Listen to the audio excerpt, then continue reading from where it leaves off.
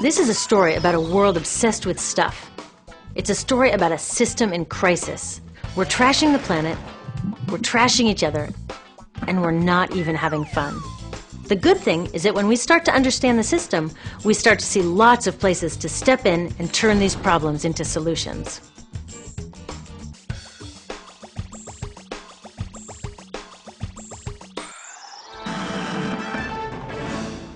I am so glad that the world is finally getting together to stop climate change.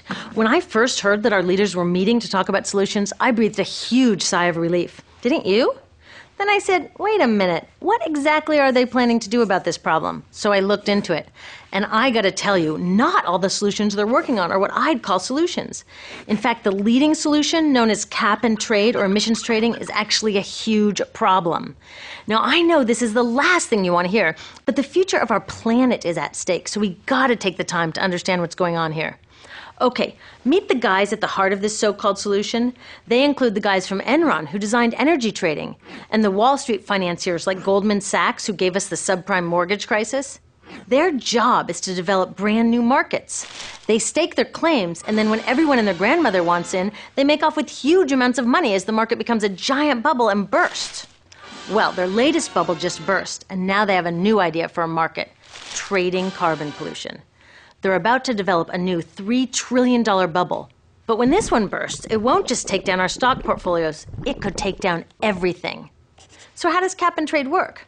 Well, pretty much all serious scientists agree that we need to reduce the amount of carbon in the atmosphere to 350 parts per million if we want to avoid climate disaster. In the US, that means reducing our emissions by 80%, maybe even more, by 2050. 80%! Now, the problem is that most of our global economy runs on burning fossil fuels, which releases carbon.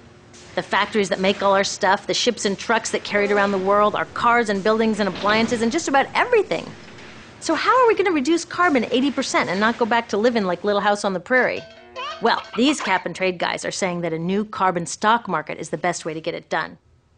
The first step would be getting governments around the world to agree on a yearly limit on carbon emissions. That's the cap. I think that part is great. So how do they want to ensure that carbon emissions stay under the cap? Well, governments would distribute a certain amount of permits to pollute. Every year there would be fewer and fewer permits as we follow the cap to our goal. Innovative companies will get on board, building clean alternatives and getting more efficient. As permits get scarcer, they would also become more valuable. So naturally, companies who have extra will want to sell them to companies who need them. That's where the trading comes in. The logic is that as long as we stay under the cap, it doesn't matter who pollutes and who innovates. We'll meet our climate deadline, avoiding catastrophe, and oh yeah, these guys take their fee as they broker this multi-trillion-dollar carbon market. Save the planet, get rich, what's not to like? Some of my friends who really care about our future support cap and trade. A lot of environmental groups that I respect do too. They know it's not a perfect solution and they don't love the idea of turning our planet's future over to these guys, but they think it's an important first step and that it's better than nothing. I'm not so sure. And I'm not the only one. A growing movement of scientists, students, farmers, and forward-thinking business people are all saying, wait a minute. In fact, even the economists who invented the cap and trade system to deal with simpler problems like fertilizer pollution and sulfur dioxide, they say cap and trade will never work for climate change. Here's why I think they're right.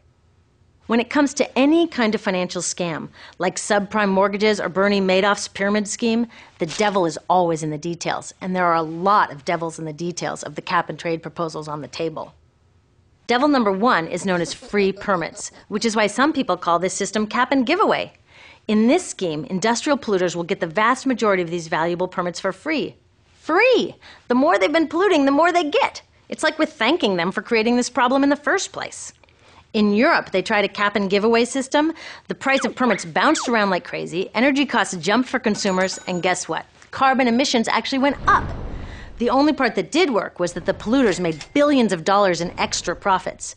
MIT economists say the same thing would likely happen here in the US. Those billions come from our pockets. A real solution would put that money to work stopping climate change. Instead of just giving permits away to polluters, we could sell them and use the money to build a clean energy economy, or give citizens a dividend to help pay for higher fuel prices while we transition to that clean energy economy, or share it with those most harmed by climate change. Some people call this paying our ecological debt. Since we in the richest countries released the most carbon for centuries and lived a pretty comfy lifestyle in the process, don't we have a responsibility to help those most harmed? It's like we had a big party, didn't invite our neighbors, and then stuck them with the cleanup bill. It's just not cool. Did you know that in the next century, because of the changing climate, whole island nations could end up underwater? And the UN says 9 out of 10 African farmers could lose their ability to grow food. Now, wouldn't a real solution benefit these people instead of just the polluters? Devil number 2 is called offsetting. Offset permits are created when a company supposedly removes or reduces carbon. They then get a permit which can be sold to a polluter who wants permission to emit more carbon. In theory, one activity offsets the other. The danger with offsets is it's very hard to guarantee that real carbon is being removed to create the permit, yet these permits are worth real money. This creates a very dangerous incentive to create false offsets, to cheat. Now, in some cases, cheating isn't the end of the world. But in this case, it is.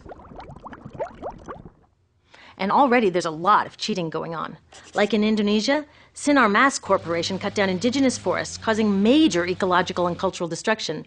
Then they took the wasteland they created and planted palm oil trees. Guess what they can get for it? Yep, offset permits. Carbon out? No. Carbon in? You bet. Companies can even earn offsets for not doing anything at all. Like operators of a polluting factory can claim they were planning to expand 200%, but reduce the plans to expand only 100%.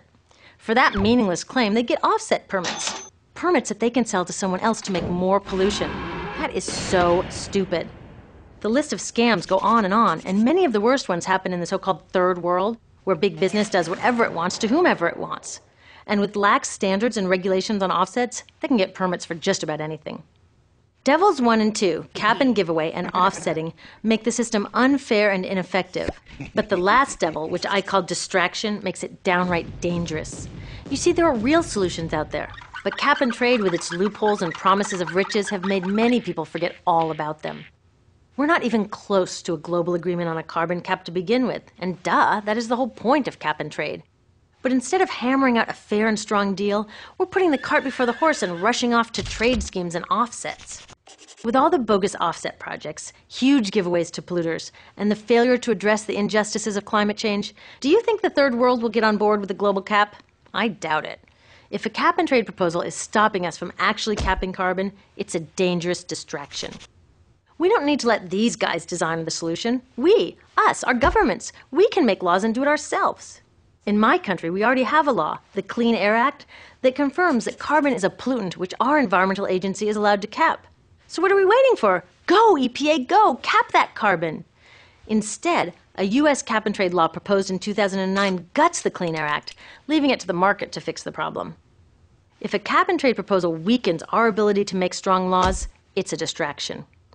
Concerned citizens around the world need to speak out and demand that we redesign our economies away from fossil fuels. But cap and trade makes citizens think everything will be okay if we just drive a little less, change our light bulbs, and let these guys do the rest. If cap and trade creates a false sense of progress, it's a dangerous distraction.